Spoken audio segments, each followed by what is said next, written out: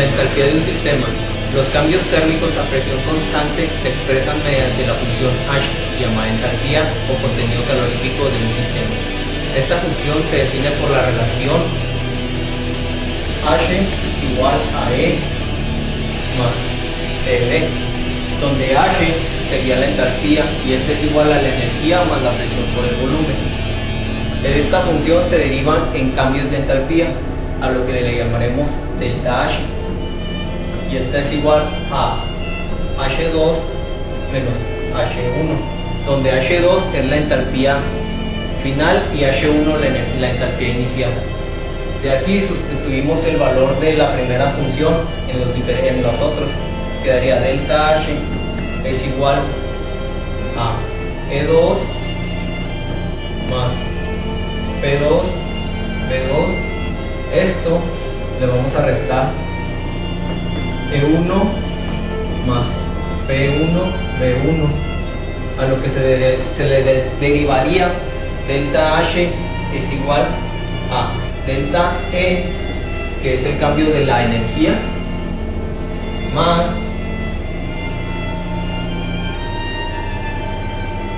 P2 B2 menos P1 B1. Y aquí podremos, cuando esa presión constante, tendríamos que la presión se saldría. Delta H es igual a delta E más P delta B. ¿Por qué delta? Porque sería el cambio del volumen. A esto también se le llamaría W, que significa trabajo. La ecuación se puede utilizar cuando esa presión constante, utilizaríamos esta, que es delta H es igual al cambio de energía más la presión, que es la presión constante, por el incremento o cambio de volumen. Cuando la presión no es constante, se utilizaría esta. Delta H es igual al delta E, que es el cambio de energía, más la presión 2 por el volumen 2, menos la presión 1 por el volumen 1. Tenemos que al óxido de plata sólido, al agregarle ácido clorhídrico, produce cloruro de plata más agua, pero tenemos la entalpía total de la reacción, que nos da delta H igual a menos 77.610 calorías. Tenemos también de otra reacción donde es plata más oxígeno, nos produce óxido de plata, y tenemos la entalpía de la producción de óxido de plata, que es menos 7.310 calorías. Y así también la del ácido clorhídrico y la del agua. La que nos faltaría es la del cloruro de plata, y es la que pretendemos sacar. Esa es nuestra incógnita. Tenemos que el delta H de la reacción, o la entalpía de la reacción, es igual a la suma del delta H de los productos, expresada con la P, menos la suma del delta H de los reactivos, expresada con la R. Es decir, a la suma de los delta H de estos les vamos a restar la suma de estos delta H para obtener la entalpía de reacción. Pero como tenemos la entalpía de reacción, tenemos la entalpía del óxido de plata, tenemos la entalpía del ácido clorhídrico, no tenemos la del cloruro de plata, pero tenemos la del agua. Entonces, mediante despejes la vamos a obtener. Tenemos que la del delta H de reacción es menos 77.610 calorías. Esto es igual a 2 moléculas de cloruro de plata menos 68.320 calorías del agua. Eso es lo de la molécula del agua. Todo esto le vamos a restar menos 7.310 calorías que pertenecen a la entalpía del óxido de plata, más 2 moléculas del ácido clorhídrico, y la entalpía del ácido clorhídrico sabemos que es menos 22.060 calorías, o sea, 22.060 calorías, perdón, pero como son 2 moléculas se multiplican por 2. Realizada toda la ecuación esta, toda la operación completa, nos da que es 51.400 calorías. A esas se las vamos a sumar a las menos 68.320 calorías de el agua. Ya después obtendremos lo que son menos 16.890 calorías de todo lo demás, pero no tenemos la del cloruro de plata, y esa es la que queremos sacar. Mediante un despeje dejamos el cloruro de plata solo y obtenemos que dos moléculas de cloruro de plata es igual a menos 77.610 calorías de la entalpía de reacción, más al cambiarse este hacia acá, lo mandamos este hacia el otro lado, se vuelve positivo, 16.890 calorías.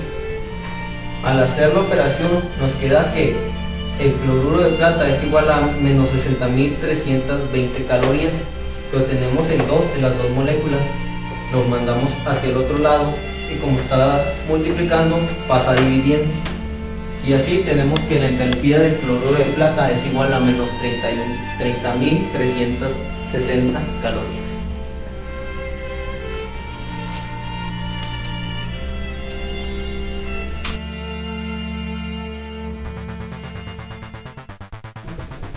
Para llegar a lo que la segunda ley de la termodinámica dice y expresarlo matemáticamente, definiremos una nueva cantidad matemática. Esta es la entropía del sistema, simbolizada S. La entropía depende de sus estados inicial y final, y como es en el caso de la energía y la entalpía, escribimos el cambio entrópico de la siguiente manera, que es delta S es igual a S2 menos S1. El cambio de entropía está dado por la ecuación ds es igual a dqr sobre t, donde dqr es una cantidad infinitesimal de calor absorbido por un proceso. Si integramos esta ecuación, nos queda, aquí está la integral, nos queda que ds es igual a qr sobre t, o bien como habíamos dicho que delta S es igual a ds, sería delta S es igual a QR sobre T. Sí, por eso en cualquier proceso exotérmico reversible donde absorbe calor a una temperatura constante, el cambio entrópico se obtiene dividiendo el calor absorbido entre la temperatura.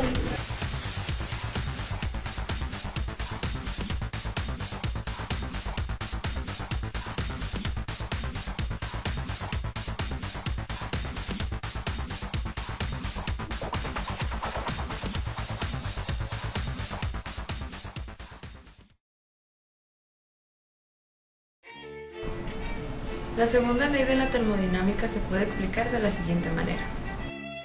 La cantidad de entropía de cualquier sistema aislado termodinámicamente tiende a incrementarse con el tiempo. O también, como una parte del sistema cerrado interacciona con otra parte, la energía tiende a dividirse por igual hasta que el sistema alcanza el equilibrio térmico. Supongamos que el universo es el vaso con agua, el cual tiene un hielo. El hielo está recibiendo calor del agua de manera constante, de modo que la temperatura del agua y del hielo se están igualando. Cuando el hielo se derrita totalmente, todo el universo habrá alcanzado un equilibrio térmico. Los procesos termodinámicos se pueden clasificar en reversibles e irreversibles. Proceso reversible es el que se puede cambiar de un estado inicial a un estado final, donde la transferencia de trabajo y de calor sea tal que se puede volver al estado original. Estos cambios son ideales. Sin embargo, estos en la naturaleza no existen, ya que para volver a su estado inicial se tiene que aplicar un trabajo. El proceso reversible es espontáneo en una dirección determinada con cambios drásticos en el sistema y su entorno. Un ejemplo sería cuando se deja caer una gota de tinta en el agua y esta se expande de manera espontánea. Para poder extraer la tinta del agua hay que aplicar algún tipo de trabajo.